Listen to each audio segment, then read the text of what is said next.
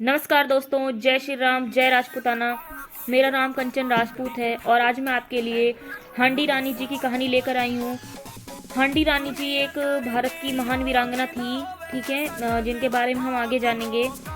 उन्होंने अपने राज्य मेवाड़ के लिए बलिदान दिया था।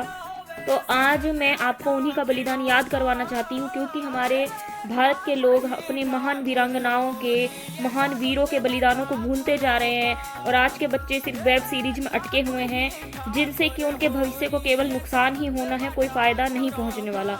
इसीलिए मेरा आप लोगों से विनम्र निवेदन है कि इन ऐतिहासिक घटनाओं को जरूर सुने, जिनसे कि आपके रगों में दौड़ता हुआ खून, खासकर मेरा ये अनुरोध राजपूत बच्चों से है कि हमारी रगों में वही उन्हीं वीर वीरांगनाओं का खून है कि आने वाले समय में हम भी उनके जैसा कुछ करके दिखाएं, मतलब कुछ महान कार्य देश के लिए करें।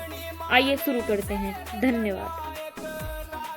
मेवाड़ के स्वर्णिम इतिहास में हांडी रानी का नाम उनके स्वर्णिम बलिदान के लिए जाना जाता है। जब मेवाड़ पर महाराणा राज सिंह का शासन था, उनके सामंत राव चुंडावत रतन सिंह थे, जिनकी हाल ही में एक हाड़ा राजपूत सरदार की बेटी से शादी हुई थी।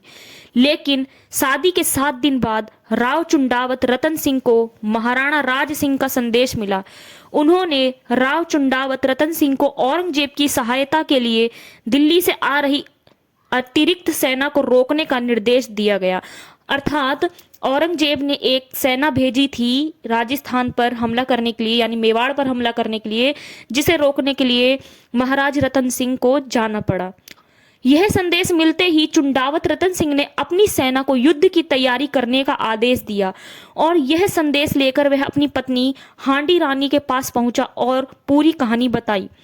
जिसके बाद हांडी रानी ने अपने पति को युद्ध के लिए तैयार किया और उनकी विजय की कामना करते हुए उन्होंने युद्ध के लिए विदा किया। चुंडावत रतन सिंह अपनी सेना के साथ युद्ध के लिए जा रहे थे, लेकिन वह अपनी पत्नी हांडी रानी के बारे में सोच रहा था। आखिरकार वह खुद को नहीं रोक सका और उसने आधे रास्ते से ही अपने विश्वस्त सैनिकों को रानी के पास भेज दिया और याद दिलाया कि मुझे मत भूलना, मैं जरूर लौटूंगा।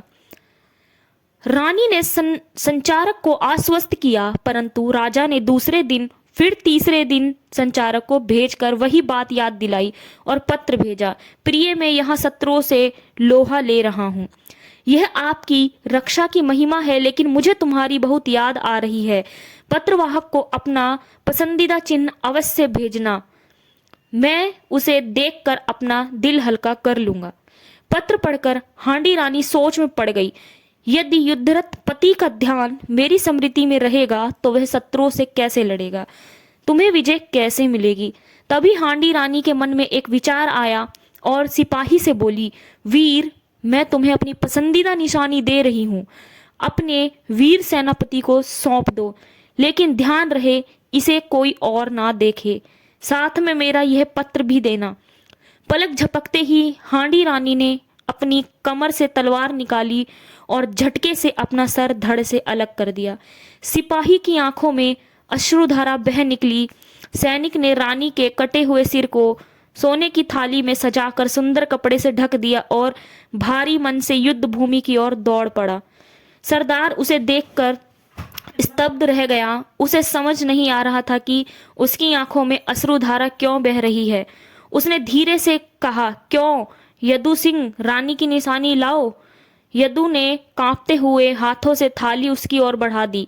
राजा फटी आंखों से पत्नी का सर देखता रहा। उसके मुंह से सिर्फ उफ रानी निकला। तो आप देखिए, इस प्रकार की वीरांगनाएं हमारे भारत में हुई हैं। तो आप भी अपने बच्चों को